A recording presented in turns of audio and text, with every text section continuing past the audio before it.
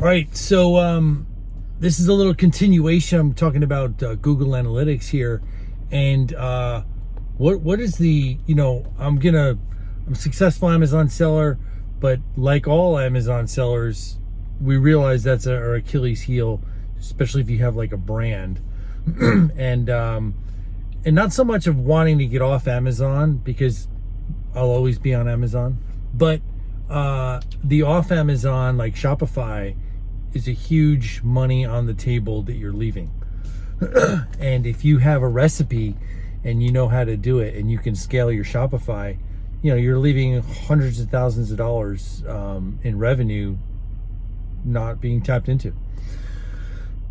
So what's the first thing you need to do? Well, what I'm finding and what I'm doing and what I've seen others do is take a clue from Google Analytics.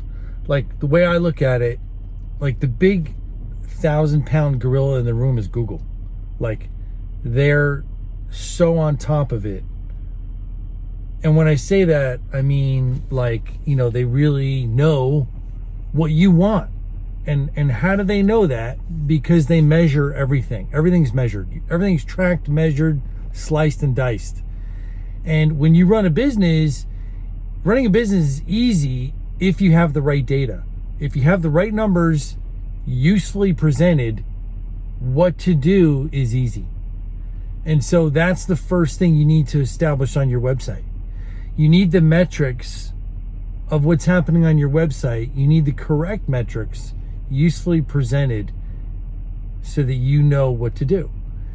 And most websites get some traffic organically and are like a leaking boat.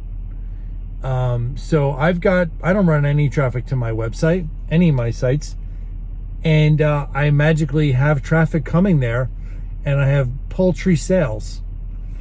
I have like 20 or 30 people will add things to their cart, and maybe one guy will check out.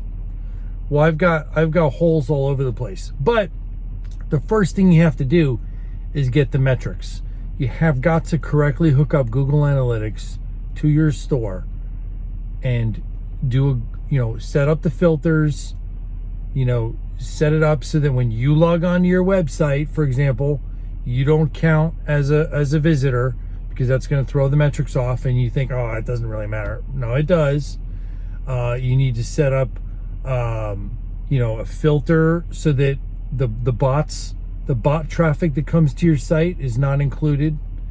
You need to also set up a goals funnel where Google will measure and track the what customers do. They come into the goal, they went on these product pages, they started the checkout procedure, they added their shipping, their credit card, boom, and then they said peace out. So you need to track all of those things so you can see where the holes are, and then you can systematically plug each hole. And then without even doing really anything, with doing really no improvements to your site yet, you'll know where to improve. And it doesn't cost a lot of money at all. And you'll automatically, now your conversion on your website will go from like 0.2 or 0.5% up to like 1 or 2%. That's huge, because you haven't even optimized anything yet.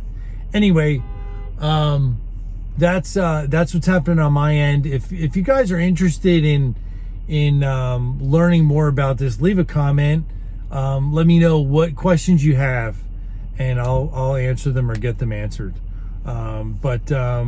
Anyway, follow along. I'm going to do some screenshots of my Shopify, show you what I'm doing in the future. Okay, good. Kick ass.